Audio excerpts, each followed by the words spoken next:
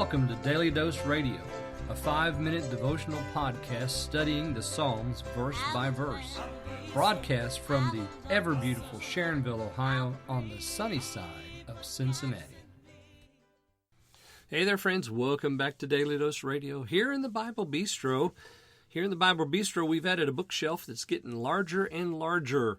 I've just published Having Been Led to the Kindle.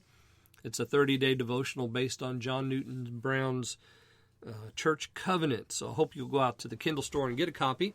Also, you can go out there and find for the Kindle, Small Does Not Mean Struggling.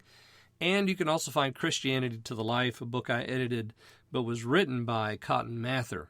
I hope that you'll check those out in the Kindle store. We're looking today at Psalm 119, verses 62 and 63. This continues our story of faithfulness. The persecution, affliction, suffering, all of the stuff that happened there in the first phrase in 61, that's past. So the bands of the wicked, they come in, try to knock us off our track, but they don't. They can't do that because we've not forgotten thy law. Look at 62 and 63 today. At midnight I will rise to give thanks unto thee, because of thy righteous judgment. I am a companion of all them that fear thee, and of them that keep thy precepts. Boy, this is good stuff, isn't it? So faithfulness is not affected. Now, the individual may be affected. They've lost their stuff. Perhaps they are afflicted and suffering in body or in mind in some way.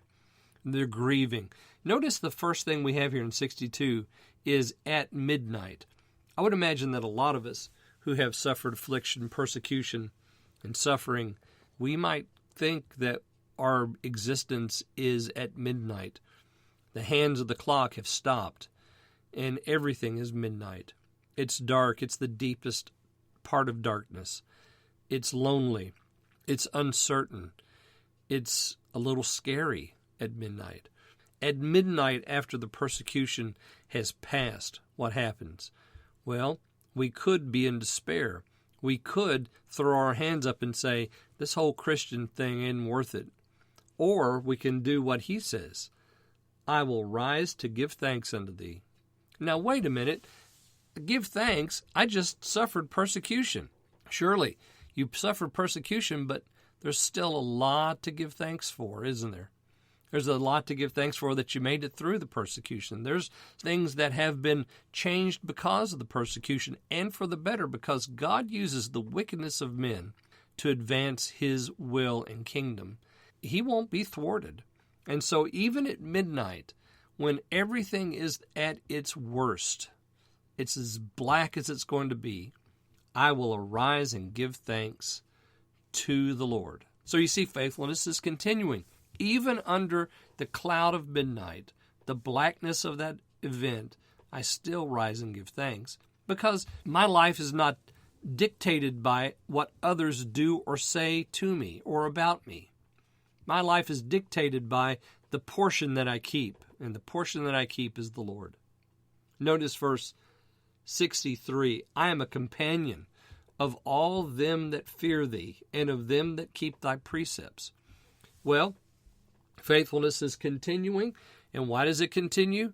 It continues because I have others around me to support me. If you have abandoned gathering with the church, friends, that's a recipe for failure in the Christian walk. If you are not gathering with the church, you need those that fear the Lord around you so that you can share your midnights, so that you can share your persecution, so that you can pray for one another, that you can worship together, corporate worship, prayer, and fellowship, taking the supper, involved in the ordinances of worship, listening to the word preached. Boy, it's so important. Do not abandon it. This is faithfulness in its highest form. I hope you'll join me again tomorrow. We'll look at verse 64 on Daily Dose Radio. Thanks for listening to Daily Dose Radio. I'm David Smith. The music today has been performed by the Bluegrass Experiment. Thanks again for listening. I'll see you next time on Daily Dose Radio.